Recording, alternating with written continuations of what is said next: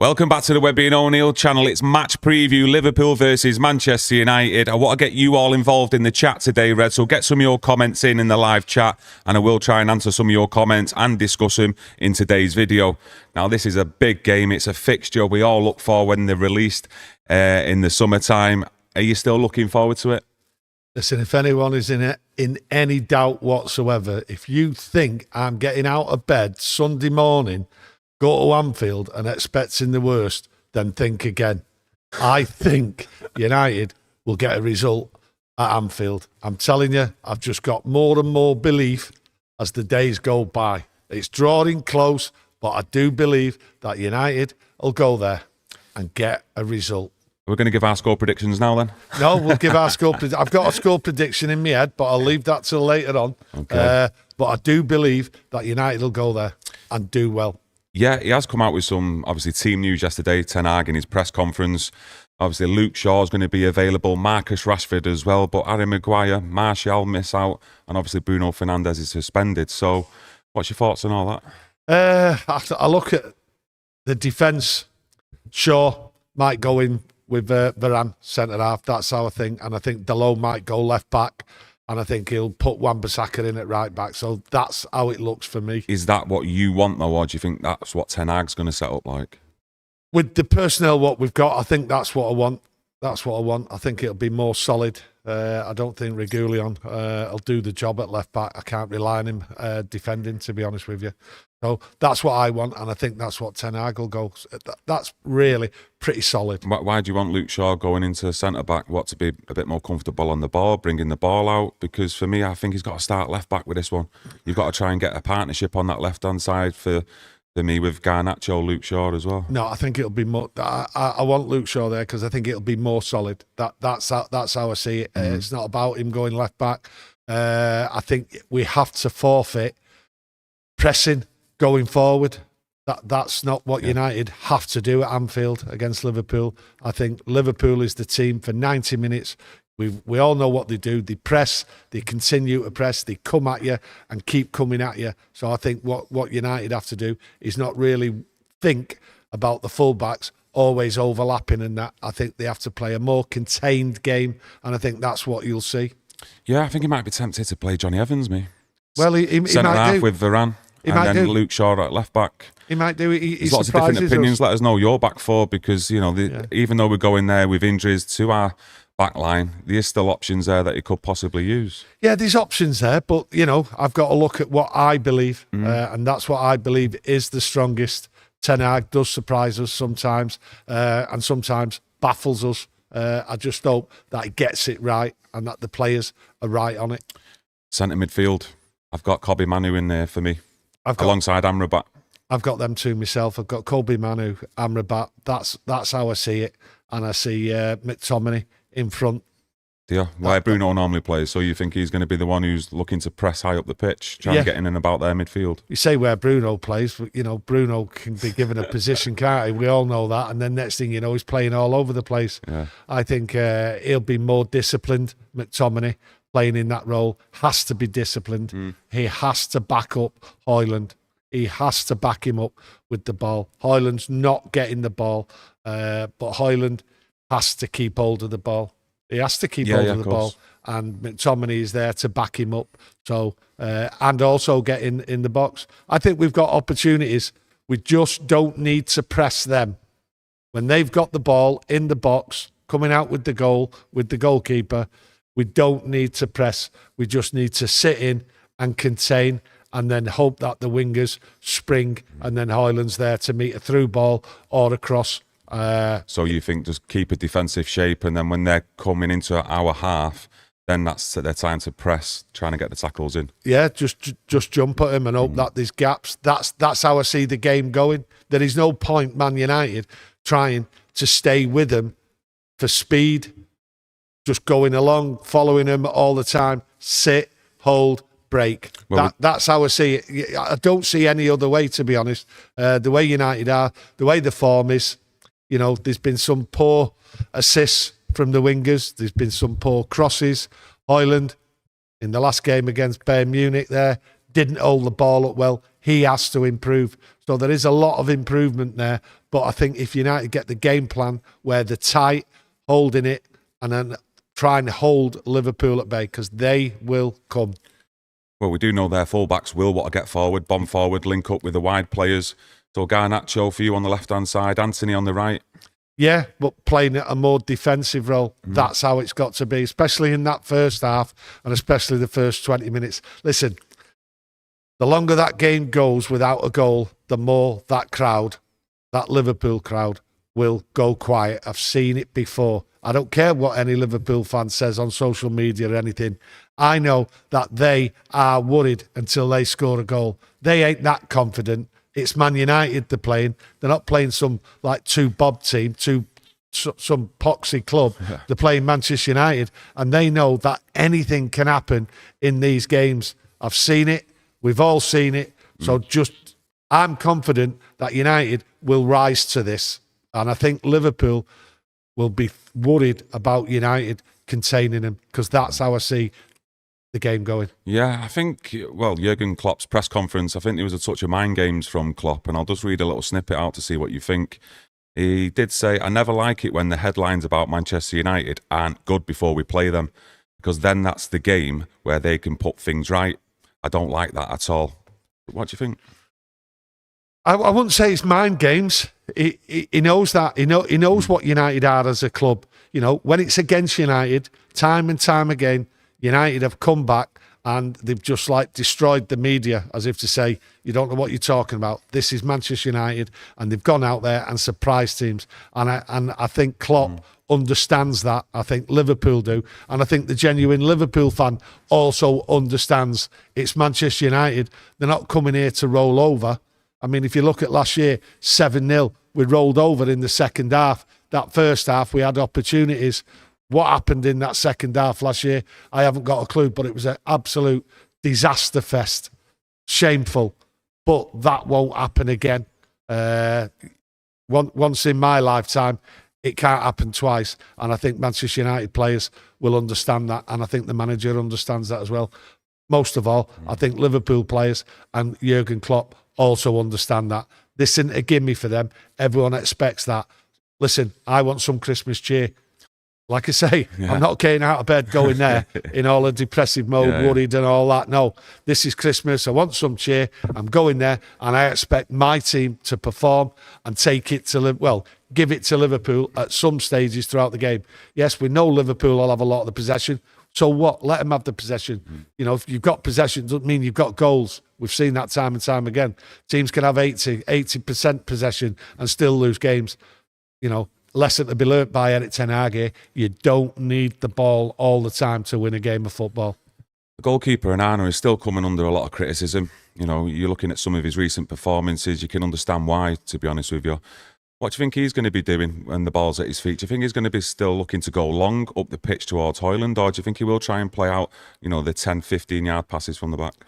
This is the main point of the game, this is Onana, proper under pressure, okay, to give that ball. But what it is, it's the players have got to receive the ball. They've got to look to receive the ball. Yeah. Be brave on the ball. Listen, you've got Amrabat, you've got Mainu there. They have to collect that ball and try and beat that press. They have to do that. Onana has to give him the ball. And if the players start panicking straight away, then unfortunately we're done for. Yeah. They have to understand, and I'm sure they do. Get that ball, get it from the goalkeeper. The long ball, we're not going to do anything. Højlund's going to be up there on his own.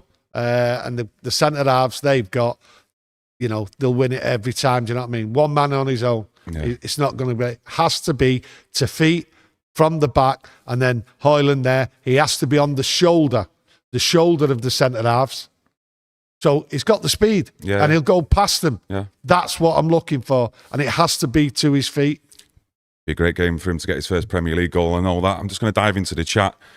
Paul Red Wolstenholme says, all about possession, working hard without the ball. Otherwise, we'll get smashed again. 3 Goals says, Scotty needs to have the game of his life here. if he doesn't want to go anywhere else, he needs to do it for United. And it's a massive game for every player on that pitch, isn't it, tomorrow? Yeah, it's keeping the ball, working hard, massive game. McTominay there, the pressure's on. The pressure's on every game for him, do you know what I mean? You know, you have loads of people out there. Some like him, some don't, do you know what I mean? But I just look at it and think, he will get stuck in. I do like him. I like his aggression. I like his height. And I think he'll work. And he runs into that box. He will be useful at set pieces when we're defending him, definitely. Oh, yeah, he's there. But I like when he comes into the box, when people just aren't expecting him to do that. And that's how he gets his goals. So with Højlund up there, as I see it, as the main striker and being supplied to, he will just come through. That's what I'm hoping for. But he will get stuck in. There'll be no messing from McTominay against Liverpool. He won't take no prisoners, and he won't shirk any challenge. And that's the good thing about McTominay against Liverpool. You did say you want Antony on the right-hand side, but, you know, Rashford is available. For me on this one, I've got to start Rashford on the right-hand side. I've got to go Rashford, Garnacho on the left, Højlund up front. I think games like this, you know, Marcus Rashford, you know, the motivation should be there anyway for every single game, you know, especially after that away loss at Newcastle. You know, the performance he put in, rightly criticised in my opinion, but he needs to show something here. He needs to show a battle, a spirit here. You know, he's a local lad. He's one of the older heads in the dressing room, and he needs to lead this team, in my opinion. And if he doesn't perform, or he throws in a performance anything near like he did at Newcastle, for me, whatever then Ten Hag does with him, if he sits him on the bench for the rest of the season, I think Erik Ten Hag will have the full backing of the fans if we see anything like that performance against Newcastle. Yeah, if he starts, if he plays, and if he puts in the same type of performance, he won't have the backing of the fans and that. But I see Antony starting on the right-hand side. He keeps the ball, he tracks back more, he will get involved, whereas Rashford doesn't like to track back, doesn't like to get involved in any tackles whatsoever, doesn't challenge, doesn't fight. So to me, I think he won't experiment, Erik Ten Hag, with Rashford, hoping that his attitude is right. It's not a game for experiments here. You've seen what Marcus Rashford and his attitude's been like all season. Yes, a lot of people aren't happy with Antony. I'm not happy with Antony. His assists is nothing. His goals are nothing. His crossing doesn't actually go to anybody. They're always either going over the bar, going wide, not getting to the man. He has to improve in that part of it.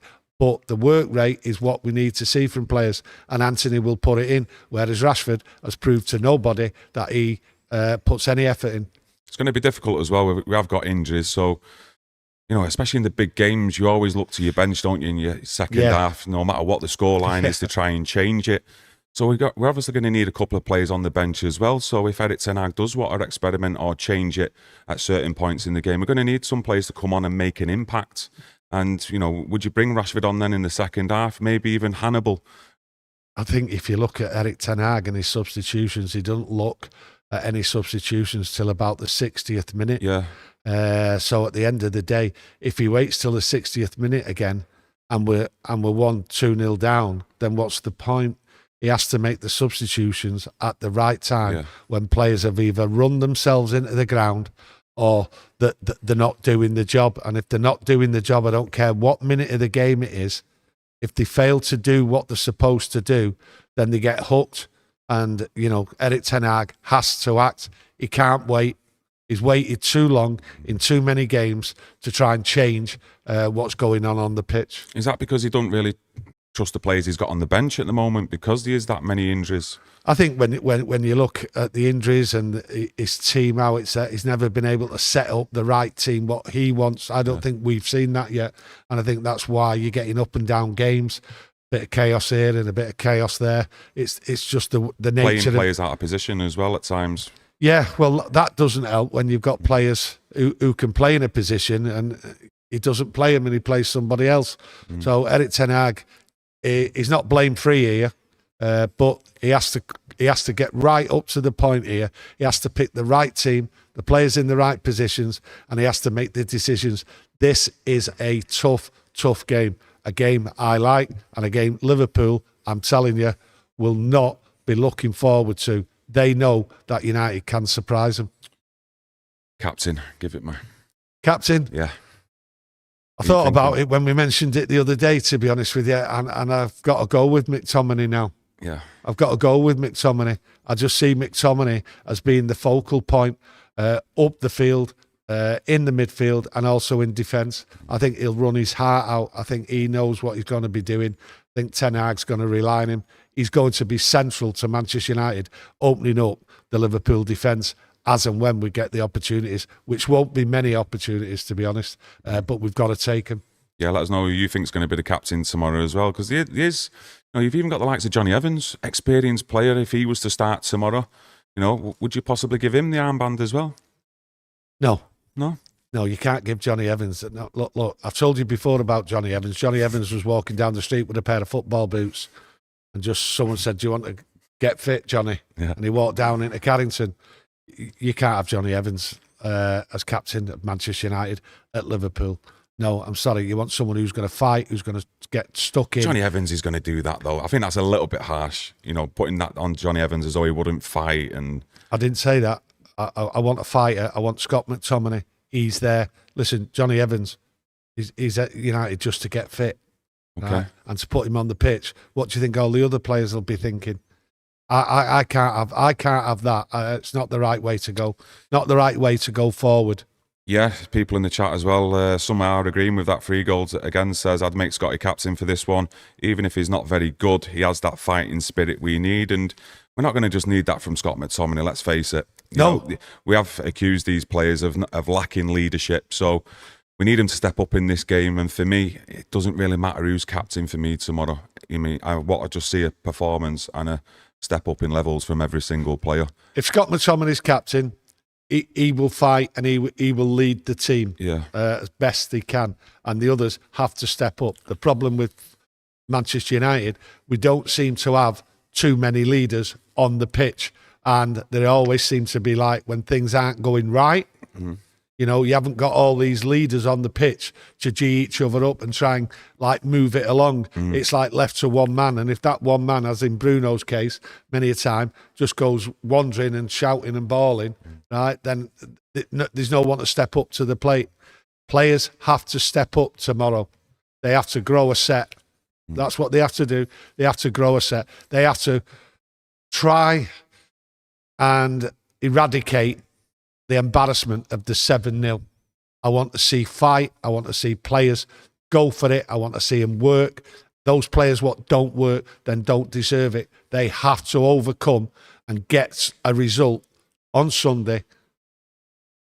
The life has to depend on it, really. He did say in his press conference, Ten Hag, that the club are fully behind him and they support him and the process and this project that he keeps talking about going forward. If we do get hammered there tomorrow or we get beat, what's your feelings on that? Do you think it's just more pressure on Erik Ten Hag? Do you think his job is at risk? If we see anything like a scoreline like we did last season at Anfield? I think the pressure's on every player, not just the manager. Do you think it's more on the players than the manager? I think it's more on the players. At the end of the day, if you look at it, I think it's 12, 13 injuries he's got. He's not been able to have a settled side. He's not had the side he wants out there to prove himself. It's always changing. And I say again, he's made some mistakes. You know what I mean? He's not blame free here, but the manager's there. You replace a manager to what? Bring him into absolute chaos. It's, this manager's here. And at the end of the day, we'll see where we are at the end of the season with him. And hopefully we take it forward. And he's got everything he wants. And then we can assess it. But for now, there's no need to panic here. It is what it is. And we're in a chaotic season full of injuries and not knowing who's on the pitch. We don't know who's on the pitch. All we can hope for is that them players put in the effort. If them players don't put in the effort tomorrow, you will see with your own eyes, right, that them players aren't good enough.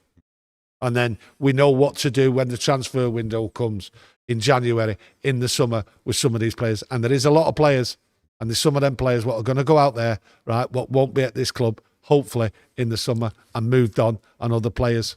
I think in terms of defensively as well, for me, Wan-Bissaka's got to start surely at right back. If he does end up playing, let's say, Luke Shaw at left back or Reguilon, for me, Wan-Bissaka's still got to start at right back ahead of Delo, just for that, defensively. Listen, I'm surprised Wan-Bissaka hasn't started all the games. I think he's one of the best tacklers, and he has to start tomorrow. I don't know what's gone on. I've seen reports like he's like Sancho's mate, and he's not happy and things like that. Which is pathetic, really. But no, he has to start. He might have fallen out with Ten Hag. We don't know. You look at Varane. How's Varane gonna start? You know what I mean? He has to start, but. Has he got the effort? Has he got it? He's looking for a move. All the talking there is about him moving, going to Saudi and things like that, falling out with Erik Ten Hag. Not a good situation to be in, but I expect him to put an effort in anyway, and he better put an effort in. Yeah, Frogman in the chat says, Adam Wan-Bissaka is a better defender than Delo, but Delo is better going forward. I'm not too sure on that, me. Well, I just think with Wan-Bissaka, he's a lot less easy on the eye when the ball's at his feet, whereas Delo looks a little bit more comfortable with the ball at his feet, a little bit more natural, composed. But even when you're seeing Wan-Bissaka going forward, now I think you've seen big improvements in his game going forward as well, and getting balls into the box. Yeah, Wan-Bissaka's improved immensely going forward, holding the ball, passing it and everything. I think is excellent, me. But you also have to look at the game. I'm not judging the two on the game tomorrow. You have to look at the game. Are our fullbacks going to be overlapping and leave themselves exposed? No. So it's the Wan-Bissaka you want there. That's where you want Wan-Bissaka. Because, there's going to be large periods of this game as well where we're having to defend as well. And Wan-Bissaka's also got to watch out at the back post. We've seen it against Newcastle. He got caught sleeping there. And, he has got the tendency to do that. But also Delo has as well. Listen. Every defender we've had for a while now gets caught out at the back. Luke Shaw, Delo, Malacia, Wan-Bissaka, they all get caught out. They have a moment in a game where they're just not watching what's going on and get caught out. But like I say, I think we're going to play more defensively, more tight, and less open. And that means that the fullbacks will be staying in. And that's why Wan-Bissaka should be there. And I think Delo on the left-hand side will stick in as well. I actually think Delo's probably put in better performances at left-back defensively, more so when he's been right-back. Look at some of the games this season. Don't get it wrong, the Newcastle away, want a great performance by him, but you look at Fulham away, good performance, I thought, made some real good last-ditch tackles. Away to Arsenal early on in the season, had Saka in his pocket at left back, done really well, I thought. But on that right hand side recently, for me, you don't know what Delo you're going to get. It's 50-50 which player turns up. No, I think the pressure on a player tomorrow the most is Onana. I actually do. I think his positioning, what he has to do with the ball and everything, the pressure is immense on him tomorrow. So let's hope he can stand it because it is a massive game for him. He's made some mistakes. I think there's one or two goals you can sort of say to yourself, he could have done better and he has to improve. This is the game. So let's hope he stands up to the challenge. I don't think he's worried. I'm not too worried about him when the ball's at his feet. It's his positioning, any free kicks and things like that, diving. When he's actually saving the ball, to me, he's not palming it out. He seems to be palming it out into danger and not clearing it. So he has to step up. I think he is the biggest player under pressure against Liverpool. And I think they see his weaknesses as well. So let's hope he can stand up for it. Obviously, he's going to go away on international duty soon as well with Cameroon. And if Bayende comes in, plays great, no faults at all, looks a good keeper, do you think he'd be tempted then to keep with Bayende? I can't even have a discussion about Bayende. It's Manchester United, whatever his name is, right? But I can't have a discussion about him. Why? I know nothing about him, nor does anyone else out there. No one can say they rate him here, rate him as a great player or anything like that. But he's been brought in, right, as a backup goalkeeper, not a first-team goalkeeper. That's how I see it, right? So he shouldn't even be in the conversation, right, starting for Manchester United.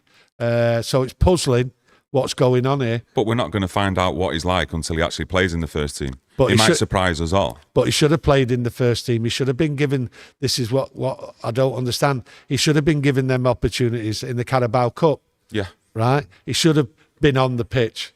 It wouldn't have caused any problems whatsoever. I don't know nothing about him. No one does. No one's watched him play week in, week out. So I fear what's going to happen, that the pressure, if he does get a game, will be massive. And he's not even been introduced to the crowd or anything in what you call a lesser competition. So for me, Onana, he's got big things to do against Liverpool, and he better not make the mistakes, because they will come crashing down on him. Yeah, they will. And the media.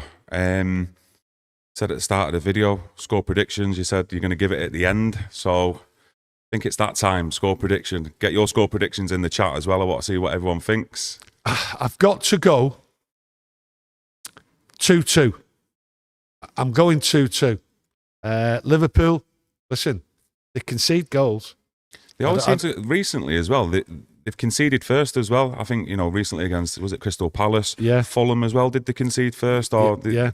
They concede goals.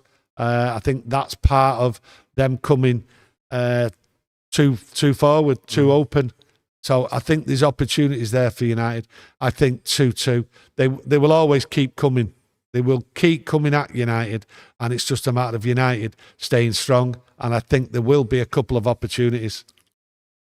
Just to get a goal. We've not even been scoring at Anfield, have we, in recent matches over the years? So no. Not just get a goal. That is not. We're not going. We need to get at least a goal. No, that's what I mean. Yeah, we have to score. I want some cheer, some festive cheer over Christmas. Do you know what I mean? To at least get a goal. I thought we was going there positive. Oh, we are going there positive. Don't you worry about that. Well, we won't just get a goal. Right? We'll have a competitive game. We'll give it Liverpool. You hope. I know so. I hope. Listen, I hope.